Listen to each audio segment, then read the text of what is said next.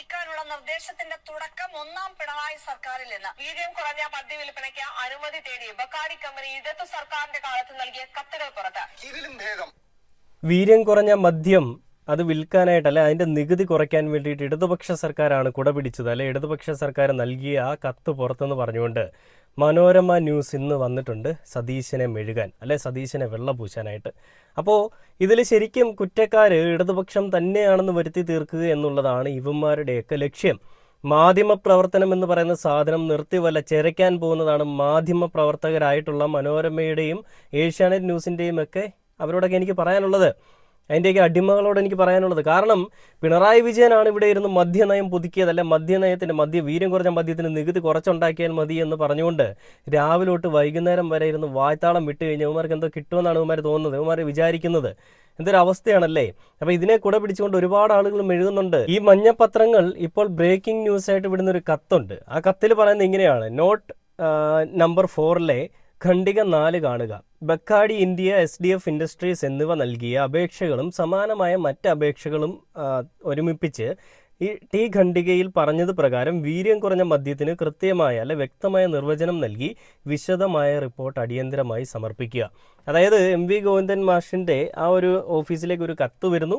ആ കത്തിന് തിരിച്ചൊരു മറുപടിയായിട്ട് വ്യക്തമായിട്ടുള്ള നിർവചനം നൽകി തിരികെ അയക്കാനായിട്ട് ഈ പറയുന്ന MV ഗോവിന്ദൻ മാഷ് അന്ന് തിരിച്ച് കത്തയക്കുന്നു. ഇതാണ് ബക്കാടിയുമായിട്ട് ഇടതുപക്ഷത്തിന് ഉണ്ടായിരിക്കുന്ന വലിയ ബന്ധമെന്ന് ഇവർ പറയപ്പെടുന്ന ആ ഒരു കത്തിലെ ഉള്ളടക്കം. അപ്പോൾ ഇതിനെ വെച്ചുകൊണ്ടാണ് മഞ്ഞരമ വലിയ രീതിയിൽ രാവിലെ തൊട്ട് വെള്ളപൂശുന്നത്. ഈ ഒരു റിപ്പോർട്ടും കെട്ടിപ്പിടിച്ചുകൊണ്ട് ഈ ഇടതുപക്ഷമാണ് വലിയ തെറ്റുകാർ, ഇടതുപക്ഷം അങ്ങനെ ചെയ്തു ഇങ്ങനെ ചെയ്തു എന്നൊക്കെ മെഴുകാൻ വേണ്ടിയിട്ട് സ്മൃതി പരുത്തിഗുരു രംഗത്തേക്ക് വന്നിട്ടുണ്ട്. സ്മൃതി ഭയങ്കര മെഴുകലാണ്. മനോരമ കൊണ്ടുവന്ന ന്യൂസാണ് ഞാൻ വിശ്വസിക്കുന്നത്. മനോരമ കൊണ്ടുവന്നിട്ടുള്ള ന്യൂസിൻ്റെ അടിസ്ഥാനത്തിലാണ് ഞാൻ സംസാരിക്കുന്നത്. ഈ നാട്ടിൽ ഇടതുപക്ഷ സർക്കാരാണ് ഈ നാട്ടിലെ ജനങ്ങളെ കുടിപ്പിച്ച് കിടത്താൻ വേണ്ടിയിട്ട് മുന്നിലേക്ക് നിൽക്കുന്നതെന്നാണ് സ്മൃതി പരുത്തിഗുരു പറയുന്നത്. ഇതിന് കൃത്യവും വ്യക്തവുമായിട്ട് മറുപടി എന്നോണം തന്നെ ഡോക്ടർ അരുൺകുമാറും സംഘവും രംഗത്തേക്ക് വന്നു. ആ ഒരു ചാനൽ ചർച്ചയിൽ തന്നെ പിടിച്ചിരുത്തിക്കൊണ്ട് വലിച്ചു കീറി ഭിത്തിയിൽ ഒട്ടിച്ചിരിക്കുകയാണ് സ്മൃതി എന്ന് പറയുന്ന വലതുപക്ഷ മാധ്യമങ്ങൾക്ക് വേണ്ടി പണിയെടുക്കുന്ന സതീശൻ്റെ കോളാമ്പിയെ, അല്ലെ സതീശൻ്റെ കോളാമ്പി കുട്ടിയെ. ആ ഒരു വീഡിയോ എന്തായാലും കാണണ്ടേ, ഒന്ന് കാണിച്ചു തരാം ഞാൻ.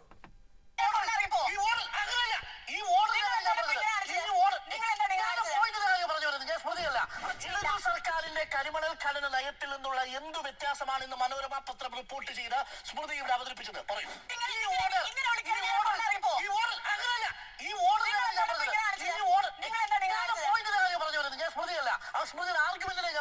സ്മൃതി ഇപ്പൊ പറഞ്ഞ ഈ പോയിന്റിൽ ഈ ഇടതു സർക്കാരിന്റെ കാലത്തെ കരിമണൽ ഖനന നയവുമായി ബന്ധപ്പെട്ട എന്ത് വ്യത്യാസമാണ്? ഈ മൈനിങ്ങുമായി ബന്ധപ്പെട്ട് ഇടതു സർക്കാരിന്റെ നയത്തിൽ നിന്ന് പറഞ്ഞ മനോരമയുടെ വാർത്ത എന്തും നയ വ്യത്യാസമാണ് ചൂണ്ടിക്കാണിച്ചിരിക്കുന്നത്? പറയൂ.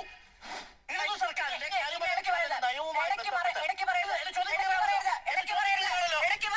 കണ്ടോ, സതീശൻ്റെ കോളാമ്പിക്ക് നല്ല രീതിയിൽ ദേഷ്യം വരുന്നുണ്ട്. ഇടയ്ക്ക് കയറി സംസാരിക്കരുത്, എനിക്ക് പറയണം, ഞാൻ സംസാരിക്കട്ടെ എന്ന് പറഞ്ഞുകൊണ്ട് ആ ആണത്തമുള്ളവന്മാരുടെ മുന്നിൽ നിന്നുകൊണ്ട് വലിയ മെഴുകലാണ്. അതായത് പിണറായി വിജയനാണ് ഇവിടെ എല്ലാം ചെയ്തത്, പിണറായി വിജയനാണ് ഈ നാട്ടിലെ എല്ലാ അഴിമതിയുടെയും കാതലാള്.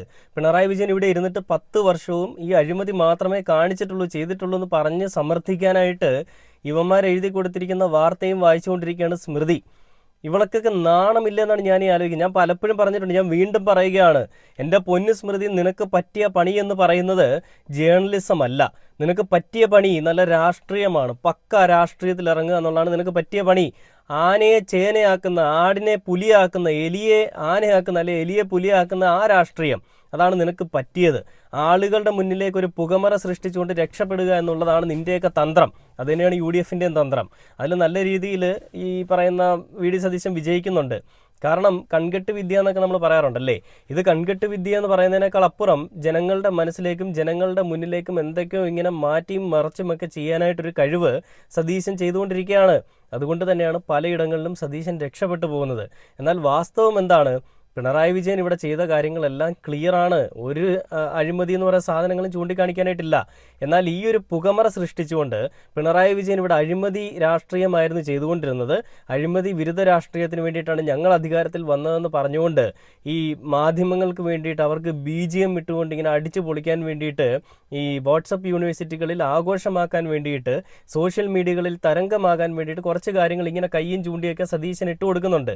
അതെടുത്തുകൊണ്ട് അതേപോലെ തിന്നരച്ച് വിഴുങ്ങാൻ വേണ്ടിയിട്ട് ദഹിക്കുന്ന ഒന്നും ഇവർക്കൊരു പ്രശ്നമില്ല. അത് അതേപോലെ വിഴുങ്ങാൻ വേണ്ടിയിട്ട് കുറേ അധികം അണ്ണന്മാരും സോഷ്യൽ മീഡിയ വർക്ക് ചെയ്യുന്നുണ്ട്. അപ്പോൾ ഇതൊക്കെ കാണുമ്പോൾ നമ്മളെങ്ങനെയാണ് പ്രതികരിക്കാതിരിക്കുന്നത്? ഇത് പറയുമ്പോൾ നമ്മൾ കമ്മിയാവും, നമ്മൾ സംഖ്യയാവും, ജിഹാദിയാവും, സുഡാപ്പിയാവും, എന്തൊക്കെയായെന്ന് പറഞ്ഞാലും കാണിക്കുന്ന തോന്നിവാസങ്ങൾ ഹൈലൈറ്റ് ചെയ്യുക തന്നെ ചെയ്യും. അപ്പോൾ ഇതിൽ സതീശൻ ആദിക്ക് വേണ്ടി മെഴുകാൻ വന്ന സ്മൃതീശനെ നല്ല രീതിയിൽ വലിച്ചു കീറി വിട്ടിട്ടുണ്ട് കേട്ടോ. ബാക്കി നീട്ടു സ്മൃതി അവിടെ നിന്ന് വലിയ ദേഷ്യമാണ്. ഇനി ചോദിക്കില്ല, ഇടക്കീറി സംസാരിക്കില്ല, എനിക്ക് പറയണം എന്നൊക്കെ പറഞ്ഞിട്ട് വലിയ മെഴുകലാണ്. എന്താണ് പറയാനുള്ളത്? ചോദ്യം ചോദിക്കുമ്പോൾ ഉത്തരം മുട്ടിപ്പോവുകയാണ് സ്മൃതിക്ക്. ഇത്തിരി കണ്ടുവെക്കാം ബാക്കി.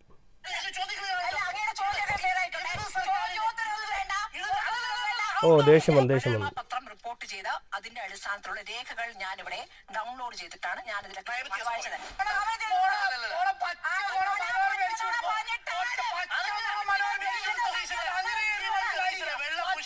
കൊണ്ടുവന്ന വാർത്തയെടുത്ത് സ്മൃതി സ്വയം കുടുങ്ങിയ പാടില്ലായിരുന്നു. കണ്ടോ, VD സതീശനെ വെള്ള പൂശാൻ വേണ്ടിയിട്ട് സ്വയം കൊണ്ടുവന്ന വാർത്തയിൽ സ്വയം കുടുങ്ങിയിരിക്കുകയാണ് സ്മൃതി എന്ന് അരുൺകുമാർ അവിടെ എടുത്തു പറയുകയാണ്. ആരുടെയും മുന്നിൽ നട്ടെല്ല് വളയ്ക്കാത്ത ഒരു ജേർണലിസം എന്താണെന്ന് അറിയാവുന്ന ഒരു മനുഷ്യൻ തന്നെയാണ് അരുൺകുമാർ. നമുക്ക് എല്ലാവർക്കും അറിയാം. നമ്മൾ പലപ്പോഴും ഈ ഒരു മനുഷ്യനെ വിമർശിച്ചിട്ടുണ്ട്. കാരണം ഇയാൾ പറയുന്ന പല കാര്യങ്ങളും നമ്മൾ വിമർശിച്ചിട്ടുണ്ട്.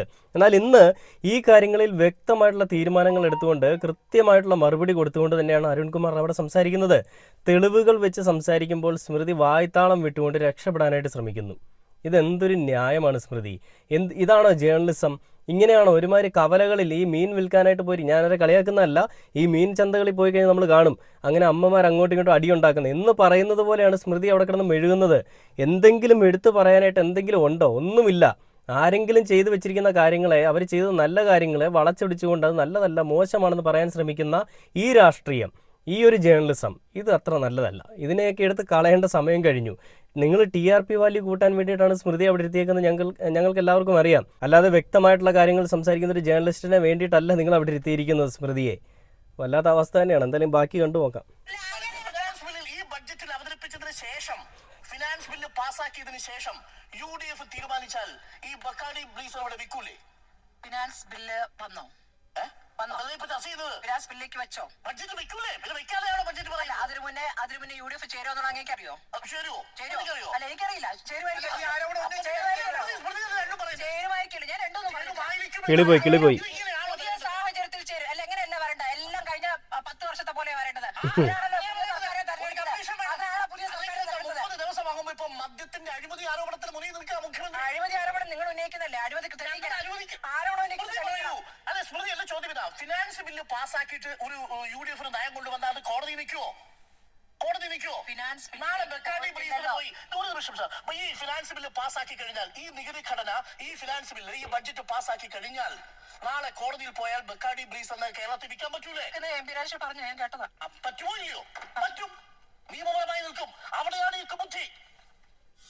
സ്മൃതിക്ക് എന്താണ് പറയാനുള്ളത്? സ്മൃതിക്ക് പ്രത്യേകിച്ചൊന്നും പറയാനില്ല. വാട്സപ്പ് യൂണിവേഴ്സിറ്റികളിൽ നിന്ന് കിട്ടിയ വാർത്തകൾ സതീശനാദികൾ എടുത്തങ്ങോട്ട് അയച്ചു കൊടുത്തു.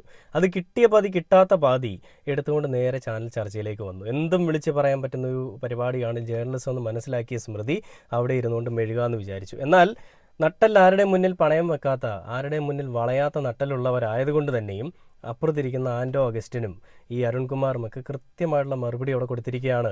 സതീശൻ്റെ ഓരോ ക്യാപ്സ്യൂൾസ്, നുണപ്രചരണങ്ങൾ പൊട്ടിപ്പൊളിഞ്ഞ് പാളിസായി പോകുന്ന നമ്മൾ കണ്ടതാണല്ലേ എന്ന് പറയുന്നത് പോലെ സ്മൃതി പരുത്തിക്കുരുവിൻ്റെ ഓരോരോ ക്യാപ്സ്യൂൾ പരുവത്തിൽ കൊണ്ടിരുന്ന നുണപ്രചരണങ്ങളും ഇവിടെ പൊളിഞ്ഞുകൊണ്ടിരിക്കുകയാണ്, അല്ലെങ്കിൽ തകർന്നു വീണുകൊണ്ടിരിക്കുകയാണ്. കൃത്യമായിട്ടുള്ള മറുപടി. ഇതിനപ്പുറത്തേക്ക് ഇനി ഒന്നുമില്ല. ഇതിന് മുകളിൽ വെക്കാനെന്ന് പറയാനായിട്ട് ഒന്നുമില്ല. കാരണം ഇനി ഒന്നുമില്ല. സ്മൃതി അവിടെ തീർന്നു. സ്മൃതിയുടെ അടുത്ത് ചോദിക്കുന്ന ചോദ്യങ്ങൾക്ക് സ്മൃതിക്ക് പറയാനായിട്ട് ഉത്തരമില്ലാത്തൊരവസ്ഥയിലേക്ക് സ്മൃതി പൊയ്ക്കൊണ്ടിരിക്കുകയാണ്. എന്തൊരു മാധ്യമ പ്രവർത്തനമാണല്ലേ ഇതൊക്കെ.